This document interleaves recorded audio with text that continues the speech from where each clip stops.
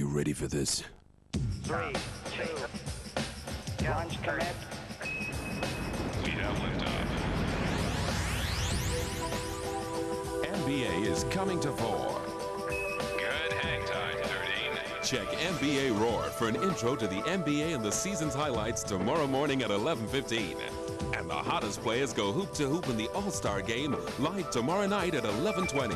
NBA on 4. One mother of a leap for mankind. Next tonight, a wry look at the implications of the forthcoming Scott Report. Sheena MacDonald and Rory Bremner present Scott of the Arms Antics in a few minutes. Well, obviously in my kind of work you'll meet some real monsters. You come across all kinds of temperamental characters. Clerical Medical understand what it means to be a professional.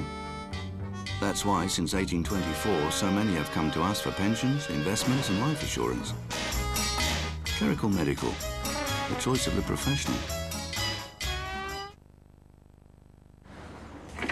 Morning. Morning. Morning, thanks. Off for a weekend in the smoke. Shame it had to start with a phone bill. Trouble with phone bills is you only ever see the cost, you forget about the value. But you take this one call on that bill.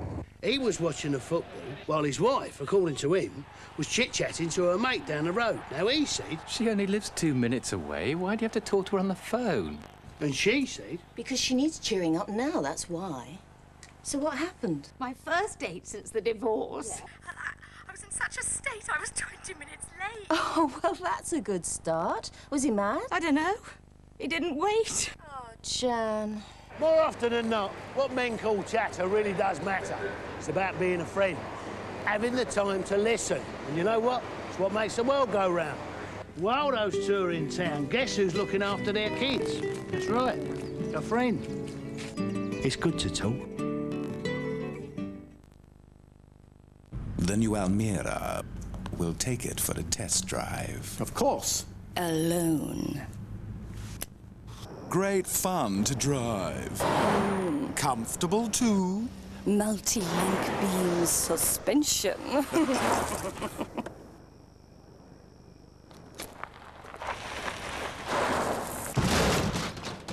The new Almera. The car they don't want you to drive.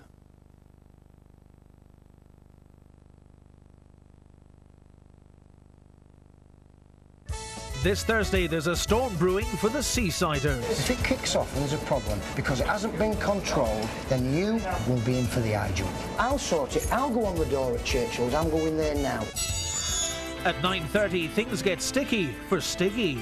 You know, sir, I've been observing you all evening long, and I don't believe you're an MP at all. I believe that you, sir, are a fraud and a hoaxer.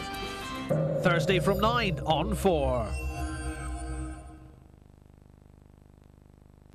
Father Ted returns in 2 weeks' time, but tonight, a message from the Prime Minister.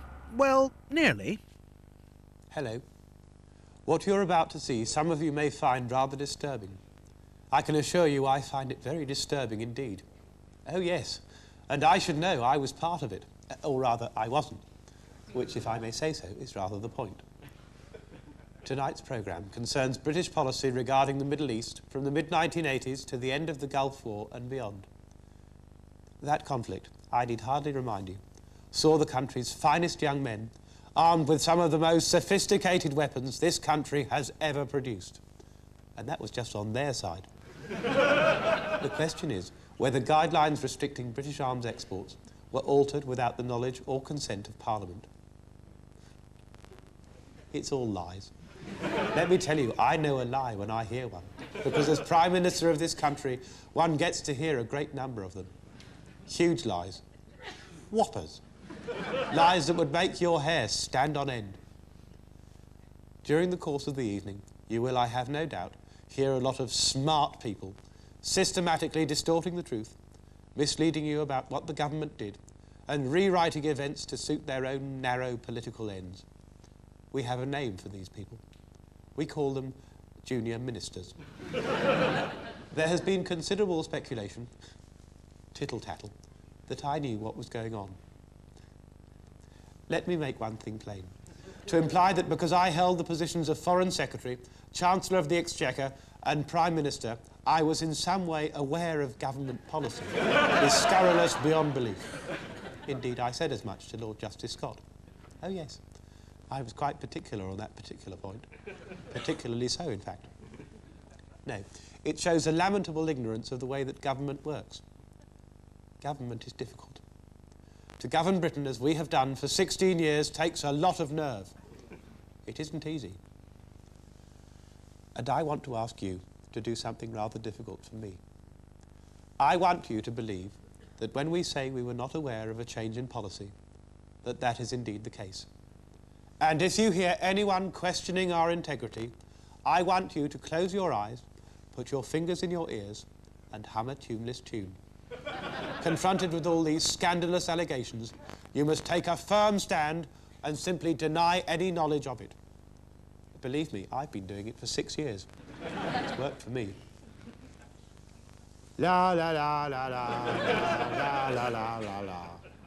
La la la la la la la la. Yes, after 3.5 years, the report that everyone is trying not to talk about is finally ready to roll off the presses. 200,000 pages of documents. No wonder his lordship, or should that be his wordship, is so confused. But don't worry, because this Lord Justice is definitely not being taken for a ride by anyone in his relentless search for the truth.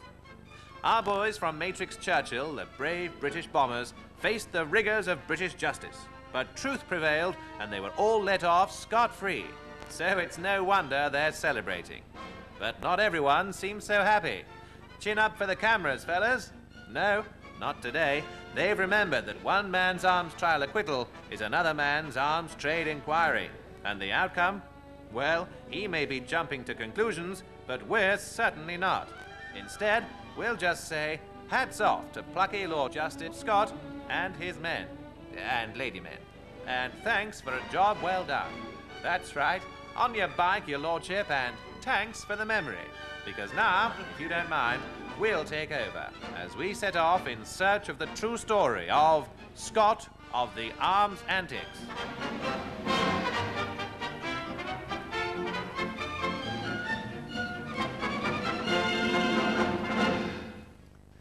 This is not fundamentally a story about guns. It is a story about British government today. It's about secrecy, deception, and cover-up. It's about the customary and characteristic behaviour of senior government ministers and the civil servants who advise them. And so it's about us, what we know, what we believe, and how we play our parts in a parliamentary democracy. And it's a story about the government's willingness to see 3 men jailed for crimes which, they claimed in their defence, were committed with the approval of the British government.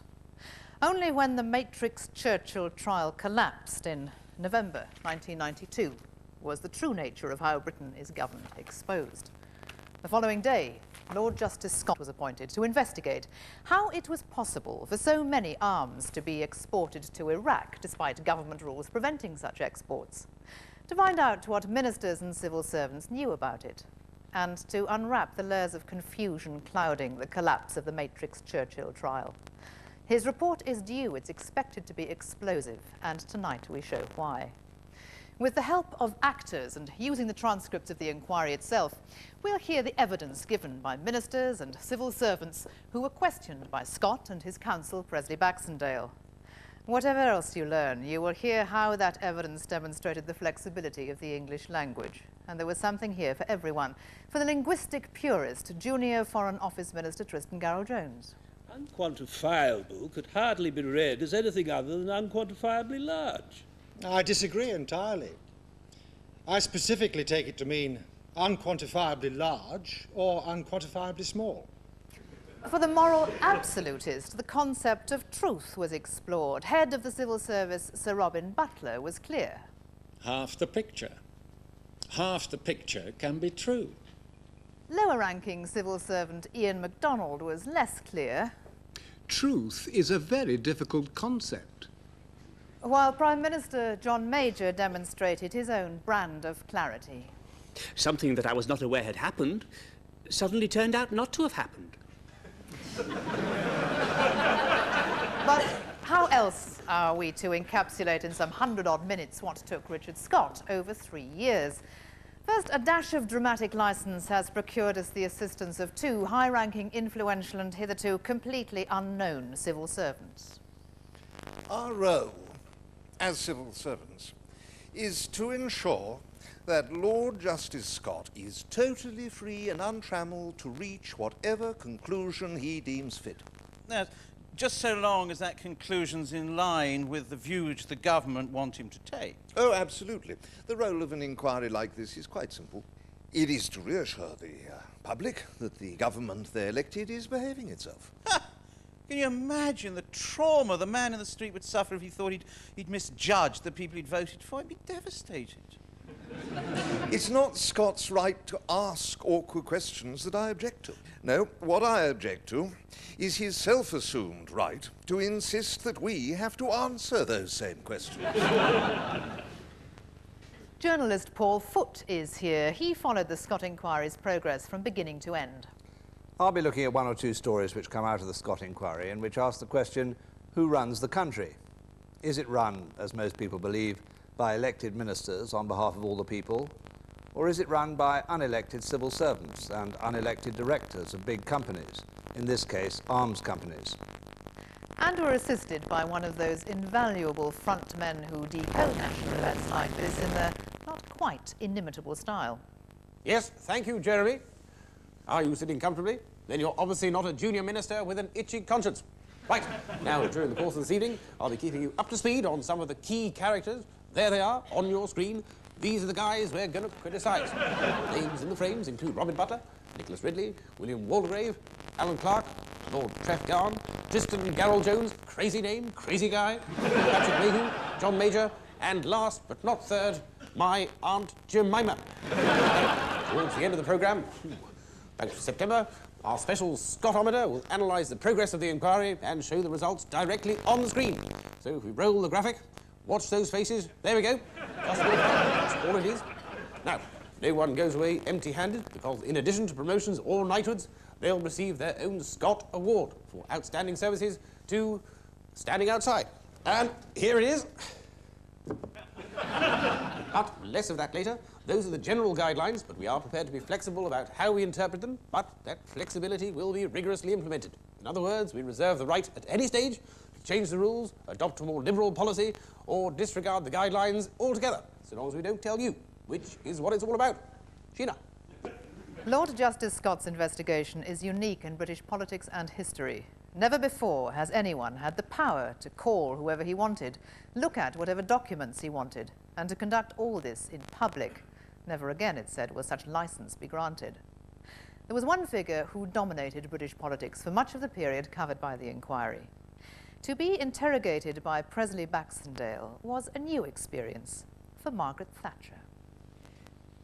The precise question is, Miss Baxendale, I am sorry, you're more familiar with this.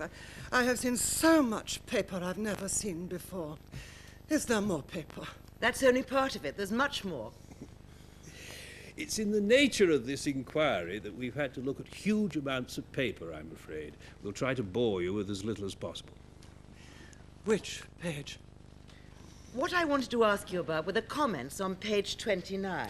Miss Baxendale, I did not see this document at the time. If I had seen every copy of every memo, I should have been in a snowstorm. I don't suggest you did see it. I was concerned with the policy. I could not possibly have been involved in these things. I could not have done my job as Prime Minister on policy if I had been involved in these things. And I do not, with respect, think it right that I should now comment on a document which I have never seen. It is very difficult, my lord. I did not see most of these documents at the time, nor could I possibly have seen them.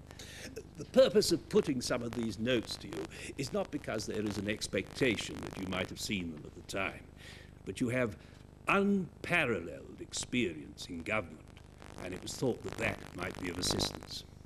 I don't think Miss Baxendale has actually asked the question. Could you leave her to ask it? And then see whether you might be able to help me with an answer to it. The background to the Scott inquiry is well known. On the 22nd of September 1980, Saddam Hussein launched his attack on Iran, unleashing the 8-year Iran-Iraq War. This put the British government in a dilemma.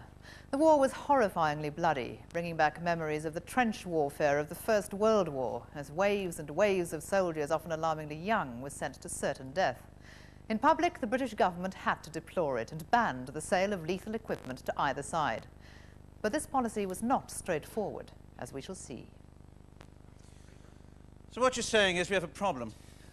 There is a problem, yes. You see, under the present terms, we cannot sell arms directly to Iran with a war in progress. We can't?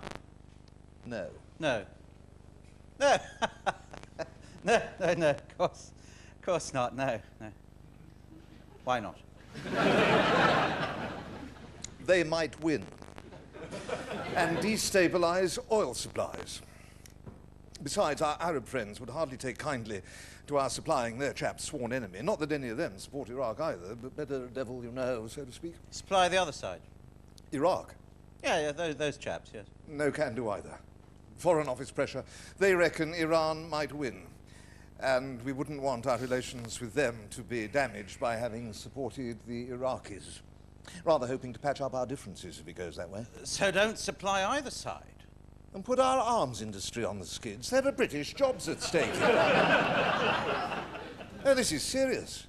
There are contracts outstanding. Cancel them, and the government will have to pay out a fortune in guarantees. Well, there must be a solution. There is. We supply both sides. Forgive me, then, but I fail to see your problem. Well, now we come to the awkward bit. You see, the government has stated publicly that it will not sell lethal weapons to either side. Neutrality business, taking sides is dangerous. Yeah, so what we're looking for here is a form of guideline that allows you to carry on exporting merrily while all the time reassuring the general public we're not supplying the war in any way. Exactly. Something that helps reinforce our present position by appearing anti-export, but which could, if necessary, be interpreted as pro-export.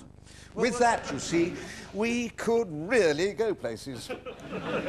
Let me suggest that you start by directing your chosen words to the future. It's always good to be forward-looking rather than backward. Well, how about something like, we should not approve orders in future for any defence equipment? Yeah, that's good. A touch of ambiguity, perhaps. I always find a splash of subjectivity a tonic when drafting the undraftable. In our view? Excellent. Admirable choice.